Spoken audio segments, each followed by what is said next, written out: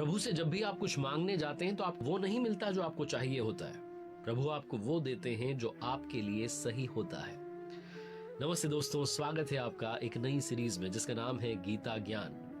जितनी मेरी समझ है श्रीमद् भगवत गीता की यथार्थ व्याख्या, यथार्थ गीता को पढ़ने के बाद में उसमें से सार समझाने का प्रयास आपको कर रहा हूं, ताकि आपके मन में जिज्ञासा पैदा हो अपने शास्त्र को पढ़ने की। श्रीमद् भगवत गीता के दूसरे अध्याय से क्या सीखा जा सकता है, आज इस वीडियो में सेकंड चैप्टर की बात होगी। इसका नाम सांख्य योग बताया गया, लेकिन स्वामी जी जो हमारे परमहंस स्वामी श्री अड़गड़ानंद जी महाराज हैं, जिन्होंने की यथार्थ गीता लिखी है, वो कहते हैं कि ये सांख्य योग नामक अध्याय नहीं, ये कर्म जिज्ञासा नामक अध्याय है। क्योंकि इस चैप्टर में आपके मन में भी एक जिज्ञासा पैदा होगी कि कर्म आखिर है क्या, जिसके लिए भगवान श्री कृष्ण कहते हैं कर्मण्येवाधिकारस्ते मां फलेषु कदाचन, सिर्फ कर्म करो, फल की चिंता मत करो। वो कर्म कौन सा है? क्या ये वो कर्म है जो आप और हम डेली लाइफ में करते हैं, अपनी अपनी नौकरी बचाने के लिए, अपना व्यवसाय करने के लिए, अपने धंधे को और बड़ा करने के लिए, अपने बिजनेस को और आगे ले जाने के लिए? नहीं, ये कौन सा कर्म है, इसके बारे में भी इस चैप्टर में बात होती है। इस अध्याय की शुरुआत होती है जब धनुर्धर अर्जुन शोक कर रहे होते हैं, कह रहे होते हैं कि अगर मैं युद्ध करूंगा तो मुझे दुख प्राप्त होगा, अपनों को मारकर के कैसे सुख प्राप्त हो सकता है। वाकई में अगर आप समझें तो अर्जुन को कौरवों को मारने में आपत्ति नहीं थी। उनको जो अपनी आंखों के सामने वो बुजुर्ग दिख रहे थे, जिसमें पितामह भीष्म थे, वो बुजुर्ग जिसमें आचार्य द्रोण थे, आचार्य कृपाचार्य थे, उनको मारने में अर्जुन को लग रहा था कि ये बड़ा मुश्किल होने वाला है। तो बुजुर्गों को कैसे मारा जा सकता है, कैसे इस युद्ध में आगे जाया जा सकता है, बहुत सारी रूढ़ियां जो थी उनका सहारा अर्जुन ने लेना शुरू किया। क्या अर्जुन घबरा चुके थे? बिल्कुल घबरा चुके थे। अब अर्जुन को जरूरत थी मोटिवेशन की, सच्चाई को जानने की। हालांकि उन्होंने बहुत सारे सिद्धांत बताए, बहुत सारी रूढ़ियां जो थी वो सामने लेकर आए, लेकिन अभी तक भगवान श्री कृष्ण ने कुछ कहा नहीं। वो इसी दूसरे अध्याय में अर्जुन की उन तमाम रूढ़ियों को मिटाने की कोशिश करते हैं, अर्जुन को बताने की कोशिश करते हैं कि सत्य क्या है और मिथ्या क्या है। वो क्या है जो हमेशा शाश्वत रहने वाला है, जो आज में है वो कई बार मिथ्या होता है, क्योंकि वो कल नहीं था और ना ही आने वाले कल में होगा।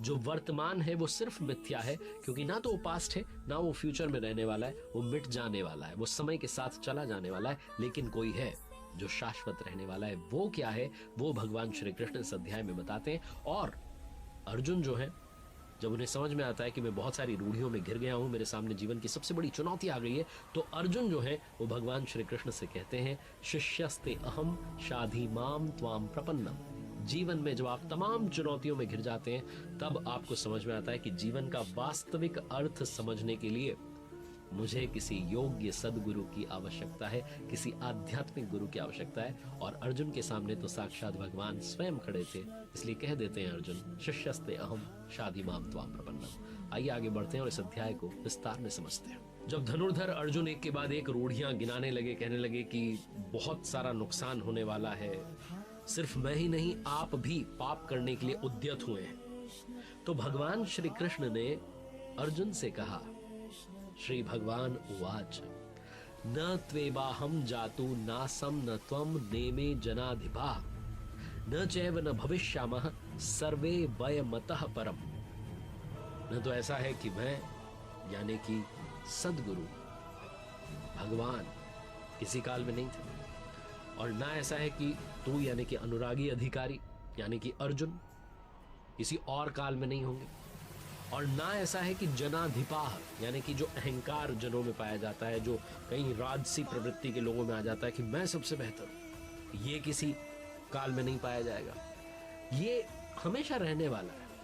वो कहते हैं कि सदगुरु जो हैं, महापुरुष जो हैं, वो हर काल में विद्यमान होते हैं, कई बार लोग उन्हें पहचान नहीं पाते हैं। और अनुरागी जो है, जो भक्त है, वो भी सदैव विद्यमान रहता है।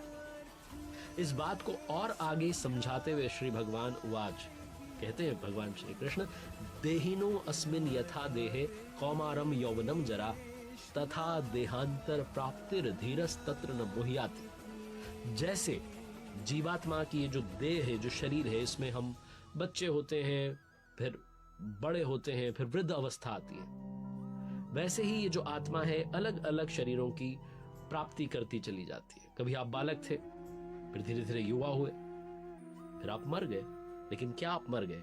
आपका शरीर मर गया, आत्मा वही रही। उस पर नए शरीर की कोई भी लेश मात्र भी दरार नहीं आती। वो जो आत्मा है, वो जो पुरुष है, वो एक ही है। यही समझाने की कोशिश भगवान श्री कृष्ण करते हैं और ये कहते हैं कि ये जो कलेवरों का परिवर्तन है, ये जो बॉडी का चेंज है, इस बॉडी से उस बॉडी में, ये चलता रहेगा जब तक इस चेंज से आगे की वस्तु नहीं मिल जाती। और आगे बढ़ने से पहले आपको बता दूं कि सिर्फ उन्हीं श्लोकों के अर्थ समझाने की कोशिश कर रहा हूं विस्तार में, जिनमें इस चैप्टर का सार छुपा हुआ है। अगर आप घर बैठे डिटेल में पढ़ना चाहते हैं तो स्वामी जी की यथार्थ गीता, आप यथार्थगीता.com ये वेबसाइट है, इसका लिंक आपको डिस्क्रिप्शन कमेंट बॉक्स में मिलेगा, मंगवा सकते हैं। किसी भी भाषा में आप घर बैठ करके पढ़ सकते हैं। अब आगे बढ़ते हैं। भगवान श्री कृष्ण थोड़ा और समझाने की कोशिश करते हैं अपने सखा, अपने मित्र, अपने शिष्य अर्जुन को। भगवान श्री कृष्ण कहते हैं, श्री भगवान उवाच मात्रा स्पर्शास्तु कौन्तेय शीतोष्ण सुख दुग्धाः आगमा पायिनो अनित्यास्तांस्ति तिक्षस्व भारत। वो कहते हैं कि अर्जुन, सुख दुख सर्दी और गर्मी को देने वाले जो इंद्रियों के विषयों के संयोग हैं, ये क्षण भंगुर है, तो इनका त्याग कर। अर्जुन जो था वो इन सब को लेकर के, जो इंद्रियों के विषयों के सुख हैं, इनको स्मरण करके ही विकल हो रहा था कि सब छूट जाएगा। तो भगवान श्री कृष्ण समझाते हैं कि क्षणिक हैं, झूठे हैं, नाशवान हैं, ये हमेशा नहीं रहने वाले। ना तो विषयों का संयोग हमेशा रहेगा, ना इंद्रियों में क्षमता रहेगी इन विषयों का सुख भोगने की। ये सब टेम्पररी है, ये समझाने की भगवान श्री कृष्ण कोशिश करते हैं, बताते हैं। लेकिन आप इस श्लोक में समझिए कि जो कुरुक्षेत्र, जहां कहा जाता है कि बहुत कम समय में युद्ध हो गया, क्या वहां इतने सारे मौसम आ गए कि अर्जुन को ये सब सहना पड़ रहा है? भगवान कह रहे हैं कि तो इसको सहन कर, सर्दी को, गर्मी को। असल मायने में ये जो युद्ध है, ये गीतोक्त युद्ध जो है, ये बाहरी युद्ध नहीं है। ये आपके अंदर हृदय में जो विकार हैं, जो अच्छाई में बुराई में लड़ाई चल रही है, ये युद्ध उसका है। जैसा कि मैंने पहले चैप्टर में बताया था कि अर्जुन जो है वो अनुरागी का प्रतीक है, वो भक्त का प्रतीक है, जो भगवान के दर्शन पाने के लिए विकल है, उसका प्रतीक है। जब आप प्रभु को पाने के लिए निकल पड़ते हैं, दर्शन करने के लिए निकल पड़ते हैं, तो बहुत सारे विकार आते हैं, बहुत सारे योद्धा आते हैं। वो विकार, वो जो बुराइयां हैं, वो सामने आती हैं और फिर आपको अर्जुन बनकर के उनका वध करना होता है, उन्हें मिटाना होता है और अच्छाई की तरफ जाना होता है। आगे भगवान श्री कृष्ण कहते हैं कि अर्जुन, दुख सुख को समान समझने वाले, जिस पुरुष को इंद्रियों और विषयों के संयोग डिस्टर्ब नहीं कर पाते, वो अमृत तत्व की प्राप्ति करता है। अब ये जो अमृत है, एक नई चीज आ गई। अभी तक अर्जुन को लग रहा था कि युद्ध का अगर रिजल्ट आएगा तो या तो स्वर्ग मिलेगा, या धरती मिल जाएगी, या मर जाएंगे। लेकिन भगवान श्री कृष्ण कहते नहीं, ना स्वर्ग मिलेगा, ना पृथ्वी मिलेगी, बल्कि अमृत मिलेगा। सच क्या है, झूठ क्या है, सत्य क्या है, असत्य क्या है, इसी को समझाते हुए भगवान श्री कृष्ण ने दूसरे अध्याय में कहा, श्री भगवान उवाच अंतवंत इमे देहा नित्यस्य योक्ता शरीरिणः अनाशिनो अप्रमेयस्य तस्मादिध्यस्व भारत। अविनाशी, अप्रमेय, नित्य स्वरूप आत्मा के जितने सारे शरीर हैं, सब नाशवान हैं। इसलिए अर्जुन तो युद्ध कर। आत्मा विनाशी है, जिसका तीनों काल में, फ्यूचर, पास्ट, प्रेजेंट, कोई नाश नहीं कर सकता। ये सच है, ये सत्य है। शरीर जो है, ये आज है, कल नहीं है, और कल नहीं था। ये असत है, ये सिर्फ एक मिथ्या है, भ्रम है, जिसका तीनों कालों में अस्तित्व नहीं है। ये नष्ट हो जाएगा, गायब हो जाएगा। आगे कहते हैं, न जायते म्रियते वा कदाचि नायम भूत्वा भविता वा न भूयः अजो नित्यः शाश्वतो अयम पुराणो न हन्यते हन्यमाने शरीरे। आत्मा जो है, ये किसी भी काल में न तो जन्मता है, न मरता है, सिर्फ वस्त्र बदलता रहता है, क्योंकि ये आत्मा होकर के कुछ और होने वाला नहीं है। यह जन्मा है, नित्य है, शाश्वत है, पुरातन है। शरीर के नाश होने पर भी इसका नाश नहीं होता। आप और हम आत्मा के उपासक हैं। इस दुनिया में आप और हम अगर आत्मिक पथ पर चल पड़े हैं तो हम सनातनी बन चुके हैं, क्योंकि ये शाश्वत रहने वाली है। इस दुनिया में जो कोई भी जिस किसी भी धर्म में है, अगर एक आत्मा का उपासक है तो वो सनातन का उपासक है, वो आत्मा का उपासक है। इसी को आगे समझाते हुए भगवान श्री कृष्ण कहते हैं, वासांसी जीर्णानि यथा विहाय नवानि गृह्णाति नरोपराणि तथा शरीराणि विहाय जीर्णा न्यन्यानि संयाति नवानि देहि। जीर्णानि वासांसी, जीर्ण शीर्ण पुराने कपड़ों को त्याग करके, जैसे हम नए कपड़े पहन लेते हैं, ठीक वैसे ये जो जीवात्मा है, जो आत्मा है, ये शरीरों को त्याग करके दूसरे नए शरीर को धारण कर लेती है। आप कहेंगे जीर्ण यानी कि खराब होने पर, अगर नया शरीर धारण करना है तो बच्चे क्यों मर जाते हैं? वो तो आते से ही मर जाते हैं, कई बार एक दिन में बच्चा मर जाता है।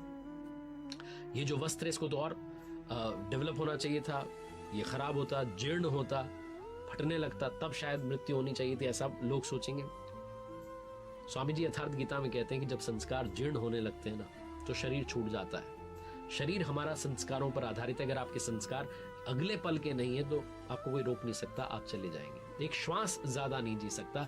ये जो पुरुष है ये जैसा निश्चय वाला होता है वैसा ही यहां से मरकर जाने पर होता है। अपने संकल्प से जो शरीरों में पुरुष उत्पन्न होते हैं, अपने संकल्प से बनाए हुए जो संस्कार है उनसे आप आगे बढ़ते हैं। आप जिस तरीके के कर्म करते जा रहे हैं उसी तरीके के संस्कार बनाते जा रहे हैं। आगे भगवान श्री कृष्ण कहते हैं, नैनम छन्दन्ति शस्त्राणि नैनम दहति पावकः न चैनम क्लेदन्त्य पापो न शोषयति मारुतः। इसके बारे में भगवान श्री कृष्ण कहते हैं कि इस आत्मा को शस्त्र भी नहीं काट सकते, अग्नि इसको जला नहीं सकती, जल इसे गीला नहीं कर सकता, वायु इसे सुखा नहीं सकती। ये अछेद्य है, इसको छेदा नहीं जा सकता। ये अदहाय है, इसको जलाया नहीं जा सकता। ये अक्लेद्य है, इसको गीला नहीं किया जा सकता। आकाश इसे अपने में समाहित नहीं कर सकता। ये सर्वव्यापक है, अचल है, स्थिर रहने वाली है और सनातन है। अर्जुन ने कहा था कुल धर्म सनातन है। भगवान श्री कृष्ण दूसरे अध्याय में समझाते हैं कि आत्मा सनातन है। अगर तुम आत्मा के उपासक बनते हो तो तुम सनातन के उपासक बनोगे, सही रास्ते पर चल निकलोगे। अब अगर आप मान लीजिए किसी से कहते हैं कि ये काम करना है तो आप उसे उसके फल के बारे में बताते हैं कि भाई ये काम करोगे तो ये तो मिल ही जाएगा तुम्हें, तो थोड़ा सा मोटिवेशन जो है चाहिए होता है, रिवॉर्ड्स बताने होते हैं। तो भगवान श्री कृष्ण भी अपने शिष्य अर्जुन को मोटिवेट करते हैं, कहते हैं कि हतो वा प्राप्स्यसि स्वर्गम जित्वा वा भोक्ष्यसे महीम तस्मादुत्तिष्ठ कौन्तेय युद्धाय कृतनिश्चय। इस युद्ध में युद्ध करते करते मर जाते हो तो स्वर्ग प्राप्त करोगे, और अगर जीत जाते हो युद्ध करते करते तो महामहिम की स्थिति प्राप्त करोगे। इसको थोड़ा डिफाइन करता हूं। लोगों को ऐसा लगता है कि आकाश में स्वर्ग है। लोग ये मानते हैं कि आकाश में कहीं स्वर्ग है, वहां हमें जगह मिल जाएगी। नहीं, हमारे स्वामी जी यथार्थ गीता में कहते हैं कि स्वर्ग में विचरने की क्षमता रहेगी। स्वर्ग जो है उसका मतलब है कि आप स्वर्ग में विचरण करने की क्षमता प्राप्त कर लोगे। ध्यान में जब बैठो तो ध्यान लगा पाओ, ये क्षमता, ये कैपेबिलिटी आपकी आ जाएगी। ये भगवान श्री कृष्ण अर्जुन से कह रहे हैं कि तुम स्वर्ग प्राप्त करोगे अगर इन विकारों के साथ जो युद्ध लड़ रहे हो, काम क्रोध लोभ मोह के साथ में, अगर इस युद्ध में तुम हार जाते हो तो इतना तो है कि तुम इस सही रास्ते पर चल करके उतनी ताकत पालोगे कि स्वर्ग में विचरण कर पाओगे। और अगर मान लो जीत जाते हो तो महामहिम महान ब्रह्म की जो उपाधि है वो जो स्थिति है जिसे मोक्ष कहते हैं वो प्राप्त कर लोगे। अब आगे बढ़ते हैं और दो तरह की जो बुद्धि है, जो दो तरह का योग है जिसके बारे में श्रीमद् भगवद गीता में कहा गया, उसके बारे में बात करते हैं। श्री भगवान उवाच एषा ते अभिहिता सांख्ये बुद्धिर्योगे त्विमां शृणु बुद्ध्या युक्तो यया पार्थ कर्म बंधम प्रहास्यसि। वो कहते हैं कि ये जो बुद्धि, जो अभी अभी मैंने कहा आपको कि स्वर्ग प्राप्त कर लोगे और महामहिम की स्थिति, जीतने पर हारने पर स्वर्ग, ये ज्ञान योग मैंने आपको कहा। कौन सी बुद्धि दी? कि यही कि युद्ध करना है। युद्ध यानी कि कर्म करना है, कर्म यानी कि ध्यान करना है। ये सब आगे डिफाइन होगा। और ज्ञान योग में सिर्फ इतना है कि अपनी स्थिति को आप उसका आंकलन कर लें, एनालाइज कर लें कि अभी यहाँ पर खड़ा हूँ, यहाँ पहुंचना है, यहाँ से यहाँ की दूरी तय करनी है, लाभ हानि इसमें है, ये सब आप डिफाइन कर लें। ये जो है ये ज्ञान योग होता है। लेकिन अब दूसरे योग की बात करते हैं। भगवान श्री कृष्ण कहते हैं कि अब तुझे निष्काम कर्म योग के बारे में बताता हूँ। नेहा भी क्रमनाशो अस्ति प्रत्यवायो न विद्यते स्वल्पमप्यस्य धर्मस्य त्रायते महतो भयात्। निष्काम जो कर्म है, निष्काम कर्म योग, जिसमें सिर्फ कर्म करना है, फल की चिंता नहीं करनी है, उसमें बीज का नाश नहीं होता। आप सिर्फ चल दें, आप सिर्फ चल दें तो प्रकृति में कोई क्षमता नहीं, ऐसा कोई अस्त्र नहीं कि उस सत्य को मिटा दे। कुछ समय के लिए पर्दा डल सकता है लेकिन वो पर्दा फिर से हट जाएगा। आप अगर एक बार सही रास्ते पर आ गए तो आप अनेक जन्म संसिद्ध स्ततो याति पराम गति। छठे अध्याय में भगवान श्री कृष्ण कहते हैं कि कर्म अगर एक बार उसका बीज अगर डल गया तो बहुत सारे जन्मों के बाद में वहां जाकर के खड़ा कर देता है, जिसे परम धाम कहते हैं, जिसे मोक्ष कहते हैं। बहुत सारे लोगों को लगता है कि ज्ञान योग में तो अहम ब्रह्मास्मि बस यही मान लेना है, ऐसा नहीं है। ये दोनों जो योग हैं, दोनों में ही आपको कर्म करना है, दोनों में ही आपको युद्ध लड़ना है, दोनों में ही आपको ध्यान करना है। और अब मैं आपको वो श्लोक बताता हूं जिसके बारे में बहुत लोगों ने बात की है। अलग अलग जगहों पर इसे कोट किया जाता है, लेकिन यथार्थ इसका मतलब क्या है, इसकी व्याख्या क्या है? श्री भगवान उवाच कर्मण्येवाधिकारस्ते मा फलेषु कदाचन मां कर्म फल हेतुर्भुर्मा ते संगो अस्त्व कर्मणि। हे अर्जुन, तेरा कर्म करने में अधिकार है, फल में नहीं।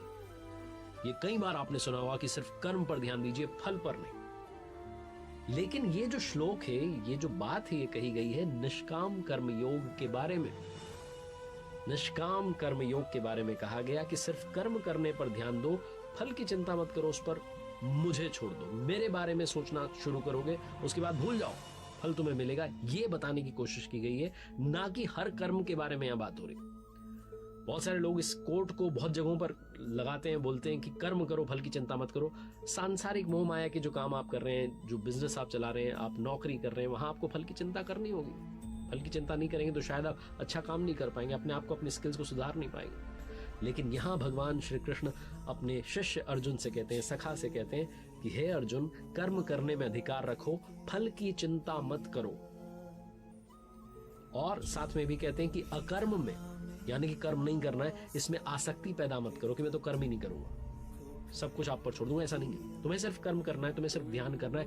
फल की चिंता नहीं करनी है कि मुझे महामहिम की स्थिति मिलेगी, स्वर्ग मिलेगा, वो सब मुझ पर छोड़ दो। ये भगवान श्री कृष्ण कहते हैं कि जब आपने ध्यान करना शुरू किया निष्काम कर्म योग के जरिए, इस माध्यम से, तो फिर आप फल की चिंता मत करो। ये इस श्लोक का यथार्थ सार है। अब आगे बढ़ते हैं और आपको समझाने की कोशिश करता हूं कि किस काल में, किस समय पर वो वैराग्य जो है वो प्राप्त होता है, वो स्थिर बुद्धि आती है। तो इसके बारे में भगवान श्री कृष्ण कहते हैं, श्री भगवान उवाच यदा ते मोह कलिलम बुद्धिर व्यतीत त्रिष्यति तदा गंतासि निर्वेदम शोत व्यस्य शुतस्य च। जिस समय में जो भी साधक है, जो भी उस रास्ते पर चला है, उसकी बुद्धि जो मोह वाला दलदल है उसे पार कर लेती है, बिल्कुल भी मोह नहीं रह जाता, न परिवार में, न प्रतिष्ठा में, न धन में, सबसे लगाव टूट जाता है। उस समय जो सुनने योग्य बातें हैं, जो चलने योग्य रास्ता है, उसके बारे में समझ डेवलप होती है, वैराग्य को प्राप्त होने लगता है, उसे आचरण में ढालने की बात आने लगती है। इसीलिए भगवान श्री कृष्ण कहते हैं कि जब मनुष्य मन में जितनी भी कामनाएं हैं उन्हें त्याग देता है, तब जाकर के वो आत्मा का दिग्दर्शन कर पाता है, आत्माराम बन पाता है। लेकिन साथ में उसे चेतावनी भी देते हैं अपने शिष्य को। धनुर्धर अर्जुन से कहते हैं कि जिस तरीके से जल में नाव को जो हवा होती है वो हरण करके ले जाती है, उस मंजिल से दूर कर देती है, तेज हवा आती है और नाव दूर हो जाती है टारगेट से, ठीक वैसे ही ये जो विषयों में विचरण करती हुई इंद्रियां हैं, जिस इंद्री के साथ में मन रहता है, वो एक ही जो इंद्री है उस पुरुष की बुद्धि को हर लेती है। इसलिए लगातार योग का आचरण करना, लगातार ध्यान में लगे रहना बहुत ज्यादा अनिवार्य है, अगर आप साधक बन चुके हैं, उस रास्ते पर चलना चाहते हैं। और आखिरी में भगवान श्री कृष्ण कहते हैं कि किस तरीके के मनुष्य मुझे प्रिय हैं। वो बताते हैं कि विहाय कामान्यः सर्वान् पुमांश्चरति निस्पृह निर्ममो निरहंकारः स शान्तिमधिगच्छति। जो पुरुष संपूर्ण कामनाओं को त्याग करके, इच्छाओं को त्याग करके, निर्ममः, मैं और मेरे के ये जो भाव है इसको छोड़ करके, अहंकार को छोड़ करके अपने जीवन में योग साधना को बरतता है, वो उस परम शांति को प्राप्त होता है, जिसके बाद में कुछ भी पाना शेष नहीं रह जाता है। तो जो दूसरा अध्याय है, जिसे सांख्य योग नाम दिया गया, यथार्थ गीता में आप पढ़ेंगे और समझेंगे कि इसका नाम कर्म जिज्ञासा क्यों होना चाहिए। क्योंकि इस अध्याय के अंत में आते आते आपके और हमारे मन में वो इच्छा, वो जिज्ञासा पैदा हुई है कि आखिर ये कर्म क्या है, जिस पर चल करके, जिस रास्ते पर चल करके प्रभु के दर्शन प्राप्त किए जा सकते हैं, आत्मा को परमात्मा बनाया जा सकता है। अगले हफ्ते, अगले बुधवार को सुबह 9:30 बजे कोशिश करूंगा तीसरे अध्याय के बारे में आपको बता